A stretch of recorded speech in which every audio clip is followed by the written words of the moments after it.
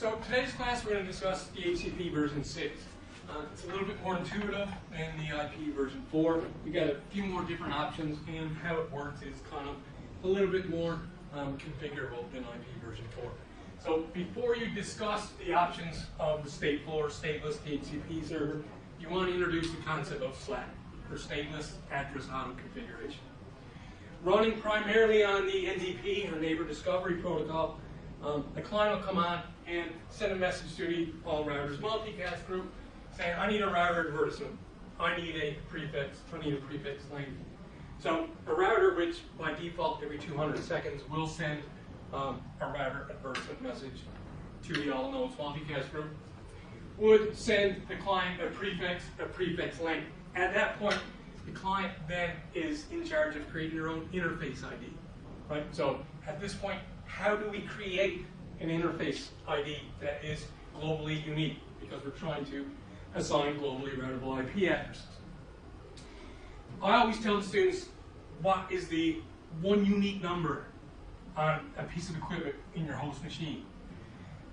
Eventually we get to the MAC address of the NIC card. You know a MAC address is globally unique. As a result, it makes a perfect set of numbers to create our global interface ID. So another thing the students will ask is, well, if we need a 64-bit interface ID, how can we derive that from a 48-bit MAC address? We normally put in the hexadecimal value of FFFE inside the MAC address, which gives us our 64-bit. So that's SLAC. SLAC is, again, stress it's based on router advertisement, router solicitation messages, and it will provide only the prefix and the prefix length. You, as a client, your host machine has to generate its own interface ID. So you can also use an operating system random number generation, but we know MAC addresses are globally unique, so it makes the most sense to start there to create a unique interface ID. So when you bring in SLAC, then we can kind of introduce the rest of the operation. Now, the main thing to remember, just like anything for IPv6, is that we need to enable IPv6 unicast routing. Without it, it doesn't matter what we put in for IP addresses, we're not actually doing any routing. Excuse me. So from a SLAC point of view, the client comes on, I need a router advertisement. At this stage, the router will say, here's your advertisement, here's your prefix length, go ahead and create your own interface ID. So the client will generate its own interface ID. At this point now it has an interface ID, a prefix, and a prefix length, so it has a globally routable IPv6 address.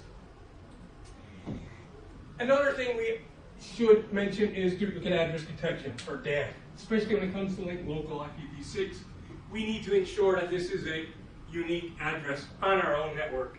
So using duplicate address detection, we can send a message out, is anyone using this address already?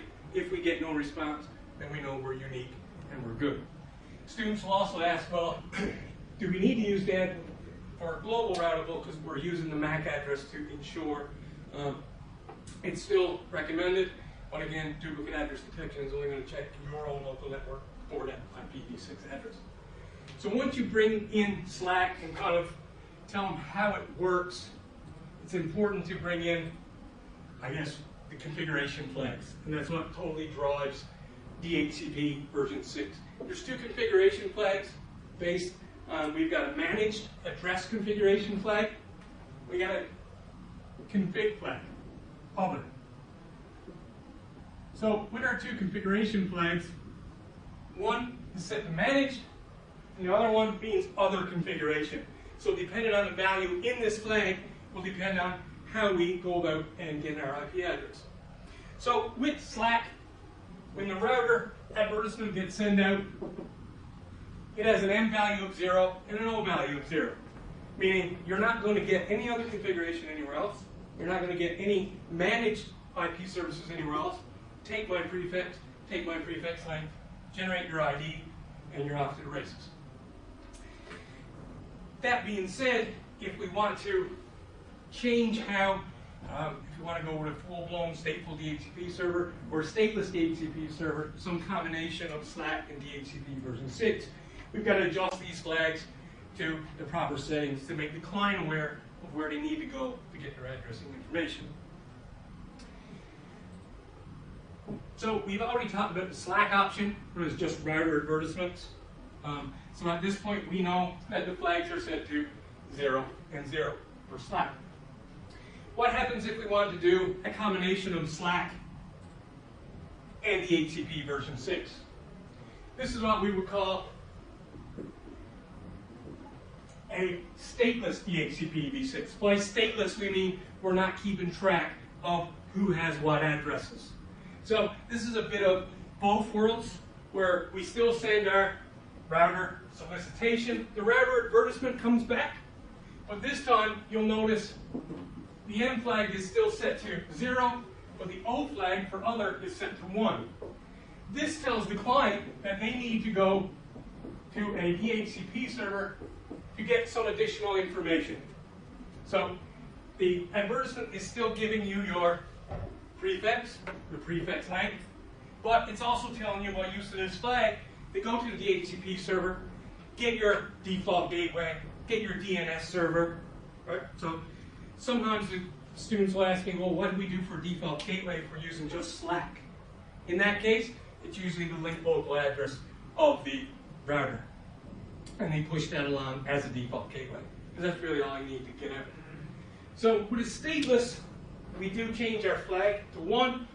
And we're kind of using both. So the thing to remember is that it is still stateless, right? No one's keeping track. But it will give you your prefix length, and then tell you to go to the DHCP server to get any other information that you may need. To modify these RA messages, so how do we actually set these flags? It's important to know. You go into the interface. So in this case, if we wanted to, out of T00, tell the clients to use a stateless DHCP server, we got to come in on the interface, specify IPv6, ND, other config flag. This will set that config flag to 1. So sometimes they'll say, well, what if we want to change it? Well, just like everything else we do in Cisco, we put the no in front of it. So no IPv6, ND, other config flag. That'll reset it back. So our third option is a stateful DHCP, the most similar to DHCP version 4. It's a full-blown stateful. So again, we're still using router advertisements, router solicitation messages. Client comes on, says I need a router advertisement message. The router will send its router advertisement with the M flag set to 1 this time. So with a stateful DHCP, our O flag is set to 0, and our M flag is set to 1. That tells the client that they need to go to the DHCP server for more managed information. They'll go to the DHCP server, they'll get their IP, sorry, their prefix length, they'll get an interface ID, default gateway, DNS server, any other information we want to pass out to a client. As a result, now this is considered stateful because we've got a record of the bindings. We're excluding IPs, we're defining a pool of IPs that we want to send out. So that's your stateful option. So again, to specify an interface to use stateful, we come into the interface. Instead of saying IPv6 ND other config flag, now we say manage config flag. And that'll set the M to 1. So really, at the end of the day, how a client receives their DHCP IP address is going to depend on the configuration flags in which one we set. Both being 0, full-blown Slack. O is 1, then we use Slack for the prefix and the prefix length, and we go to DHCP server for some other information. When that is set to 1, that tells the client full-blown, go to DHCP server, get your prefix length, DNS default gateway, everything. It's the most similar to IP version 4. Richard, related to that, a lot of people have some knowledge of DHCP version 4, and it makes sense, I guess having that background knowledge, a lot of configuration is pretty logical from that perspective, and this is obviously quite a bit different. Do you find the students have any trouble with any specific part of this, or any one of these specific configurations? I think it's mostly wrapping their head around the flags, but another interesting thing that you brought this up now that we're in the configuration part. Again, you make sure that you enable unicast routing is one spot where we see students fall down. But creative pool name is the same, DNS server is the same, domain name. But one thing you will see, aside from the flag configuration that you do need to check depending on what you're going to do, it's important to actually go on the interface itself and specify the DHCP pool. So whereas with IP4, you just create a pool with a network number and it picked it up automatically. Now with IP6, if you're going to offer DHCP services at a G01, you have to go into G01, give it the address, and then configure it to be a DHCP server. So hypothetically, this could be a DHCP server, and G00 could be a completely different DHCP server. But let them know that with IP4, you don't specify the specific interface, but with IPv6, you do, and you have to. So you don't create a pool, it picks it off the address that's on the interface. Now, they're creating a pool above, Oh, okay. right? And then they go in the interface and associate that pool with the interface. So there's a few different things, but for the most part, a lot of it is the same. If you can get their heads around the configuration flags and actually go into the interface to associate the pool, then you're pretty much in good shape. A lot of the IP4 stuff carries over to the IP6. A router can also be a DHCP client. So a router, just like IP4, a router can pull in an IP address to be a DHCP client.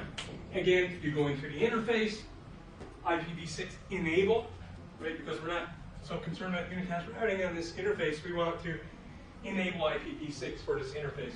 And then we say IPv6 address auto-config. At this point now, the router will go on using NDP and pull an IP address, a DHCP version 6 IP address. So it can be a client or a server. One interface could be a DHCP server, one interface could hypothetically be a DHCP client. Some verifying commands, obviously, a lot of times the show commands will be a major way of troubleshooting. Show IPv6 DHCP pool will give you the actual pool, the domain name, if there's any active clients. Show IPv6 DHCP binding is another show command that we can use. Binding allows us to see what the actual DHCP bindings are. We can do a show IPv6 interface, G01. So some people do a show run config or a show interface. If you do a show IPv6 interface, it only shows you the relevant IPv6 configuration. So you're not combing through the IP version 4 stuff to find the information that you need. So that obviously helps people. And if there's less, I guess, output to read, they're more focused on exactly what they need to know. It's easier troubleshooting. I always tell students what's worse than not enough information is too much information. So by just, I guess, narrowing down your show commands to include only IP version 6, then we're kind of giving them exactly what they need to be looking at. Again, this is how we configure the router as a server and as a client. So the last thing we should talk about is relay agents. The concept of an IPv6 relay agent is the same as an IPv4 relay agent. Sometimes you may have your DHCP server on a different subnet. So a router needs to actually act as a relay agent to send these messages back and forth and get you a DHCP address, even if you're on a different subnet. So this concept is no different than IP4. It's just now we go in on the interface, specify IPv6 DHCP relay, and the destination address where we want to send these requests. So the concept is not much different, and really the configuration is relatively the same as well.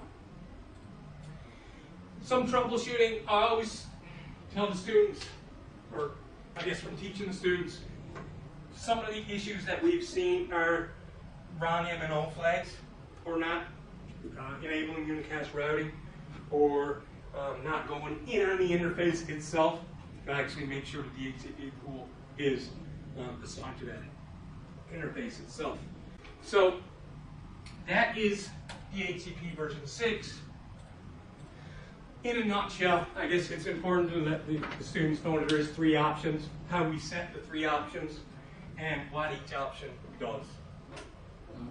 The students, when they're obviously going over this, do they ever, I guess they would, anticipating the questions, ask you which would be most appropriate, like which one do you use, like how do you choose? Again, it depends on your network. Do you want to support a full-blown stateful DHCP server? Do you want control over your network, what IPs go out? Then you'd be more concerned with a stateful. Slack could be good for a lot of, especially in IoT world, IoT devices where they only need a prefix length and a default gateway to call home. So you will run in that question as well. Thank you.